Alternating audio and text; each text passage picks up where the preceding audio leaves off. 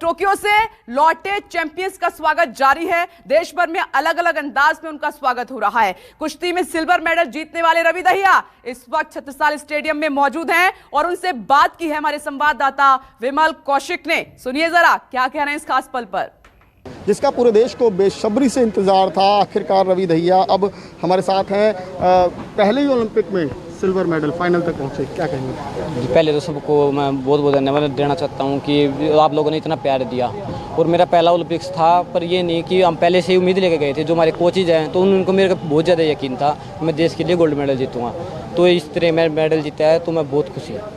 कहीं ना कहीं मलाल है कि फाइनल में पहुंचकर सिल्वर आया और गोल्ड रह गया। बिल्कुल जी, देखो हम टारगेट गोल्ड का लेके गए थे तो उसके बाद थोड़ा दुख हुआ, पर अब तो फिलहाल ठीक है। जितना मिला आगे उससे अच्छी तैयारी करेंगे और देश के लिए गोल्ड मेडल जीतेंगे। अच्छा, कुछ संघर्ष की कहानी बताना चाहेंगे, क्योंकि आपके माता पिता, हर खिलाड़ी के पीछे उसके परिवार का संघर्ष होता है, तमाम लोगों का साथ होता है। कुछ ऐसी कहानी कुछ बताना चाहेंगे? देखो जी, संघर्ष तो हर खिलाड़ी के मतलब जीवन का एक हिस्सा है।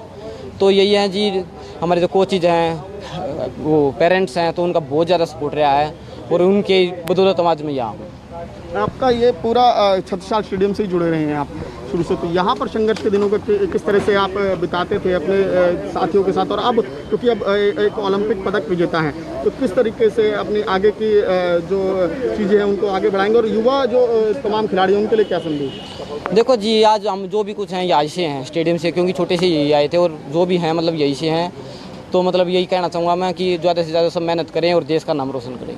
और सरकार से क्या अपील है? क्योंकि खिलाड़ी तो आप मेडल जीत गया तो पैसों की बरसात हो गई, लेकिन कहीं ना कहीं अभाव रहता है खिलाड़ियों को सुविधाओं का, क्योंकि अगर सरकार पहले से सुविधाएं मुहैया कराए तो और ज़्यादा मेडल आ सकते हैं। बिल्कुल जी, ये सही बात है। और ग्राउंड लेवल पे हमें काम करने की काफ़ी ज़रूरत है। और फिलहाल ना आप देखो तो काफ़ी काम भी हो रहा है ग्राउंड लेवल पे। अब हम मतलब शुरू से ही उठाने हैं, मतलब जो हमारी नीतियाँ खेल की, हमारी फेडरेशनें हैं जो मतलब सब जूनियर से ही आगे बढ़ने का मतलब कोशिश कर रही हैं और आगे बढ़ती चल रही है और आगे हमारा रिजल्ट बहुत बेस्ट होगा। हरियाणा सरकार ने भी आपके लिए काफ़ी घोषणाएं की हैं, तो आप अपने गांव के लिए क्या कुछ करेंगे वहां पर खिलाड़ियों को बढ़ावा देने के लिए? आप लोग बिल्कुल जी, देखो हमारे गांव के लिए मैंने मतलब हमारी जो हरियाणा सरकार ने एक इंडोर स्टेडियम बनाने की वो बोली है और वो जल्दी से जल्दी बन जाएगा और हमारे गाँव से और अच्छे खिलाड़ी निकलेंगे। अच्छा, मेडल जीतने के बाद किससे पहले बात हुई?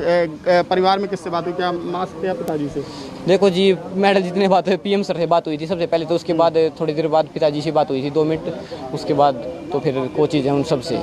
अच्छा, अभी घर कब जाएंगे? माँ बेसब्री से इंतजार कर रही है। देश ने तो पूरा प्यार लुटाया, देश के जो कल एयरपोर्ट पर स्वागत हुआ, इसके अलावा जो लगातार बधाइयों के संदेश मिल रहे हैं। देखो जी, हमारा 18 तारीख को शायद गांव में प्रोग्राम, हमारे सीएम जी आ रहे हैं गांव में, तो उस टाइम हमारा प्रोग्राम है, तो उस दिन हम गाँव में जाएंगे।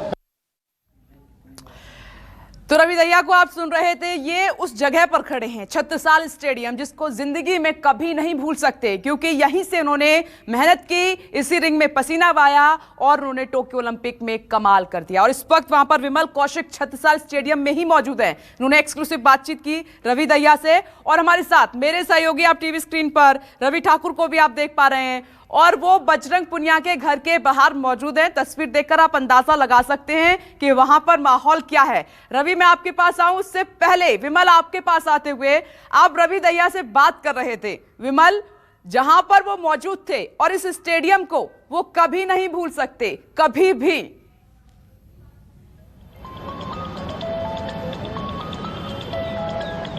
जी बिल्कुल, देखिए ये वही अखाड़ा है जिसमें 14 साल रवि दहिया ने तमाम दांव पेच सीखे, तमाम बारीकियां सीखी कुश्ती की। और जो नेशनल कोच हैं उनके, क्योंकि एक खिलाड़ी जब कामयाब होता है तो अकेले ही कामयाबी नहीं है उसके पूरे परिवार की कामयाबी है, उसके कोच की कामयाबी है।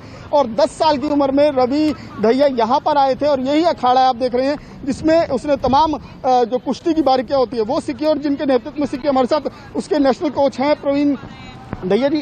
सर, ये बताइए कि जब एक खिलाड़ी कामयाब होता है तो उसके पीछे तमाम लोगों की मेहनत होती है। किस तरीके से जब यहाँ पर खिलाड़ी तैयार किए जाते हैं, क्या मेहनत होती है? क्योंकि काफी ज्यादा संघर्ष होता है यहाँ पर भी। सर देखिए, जब बच्चा घर से आता है तो उसके घर वालों का इंटरेस्ट होता है कि मेरा बच्चा पहलवान बने। जब घर वालों का पूरी हेल्प होती है तो बच्चे का इंटरेस्ट होना चाहिए कि वो मेहनत करे।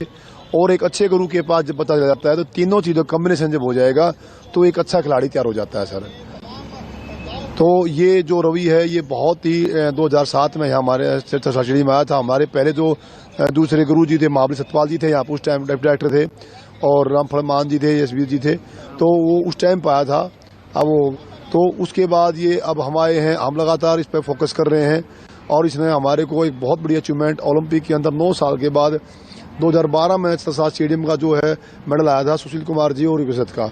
उसके बाद हमें 9 साल इंतजार करना पड़ा। 2 साल के बाद अब ये हमारे बजरंग पुनिया भी इसी अखाड़े से रहा है, तो दोनों मेडल ये हमारे स्टेडियम के माने जाते हैं कि 2 मेडल अब हमारे छत्रसाल स्टेडियम के दोबारा आए हैं। अच्छा, जब कोई खिलाड़ी तैयार होता है, नेशनल लेवल पर खेलता है, फिर इंटरनेशनल लेवल पर खेलता है, तो किस तरीके से तैयारियां होती हैं, किस तरह से मेहनत करते हैं, सुबह से लेकर क्या दिनचर्या रहती है खिलाड़ी की? सर सुबह हम 4 बजे उठ जाते हैं। 4 बजे उठकर हमारी 5 बजे असेंबली होती है। बच्चा पानी पूनी पी के फ्रेश होकर मेंटली तैयार होकर वो असेंबली में आ जाता है।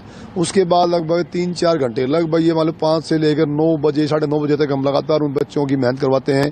मेहनत में हमारी उठा बैठी दंड भी होती है, बैठक भी होती है, रस्सा भी होता है, जोर भी होते हैं, और जिम भी होता है, अखाड़ा खोलना भी होता है, और अनेक तमाम जो पावर की हैं, स्ट्रेंथ की हैं, जो फ्लेक्सिबिलिटी की हैं, जो हमारी इंडोरेंस की हैं, अलग अलग स्पीड की हैं, सभी हम अलग अलग ट्रेनिंग शेड्यूल होता है हमारा पूरा सप्ताह का।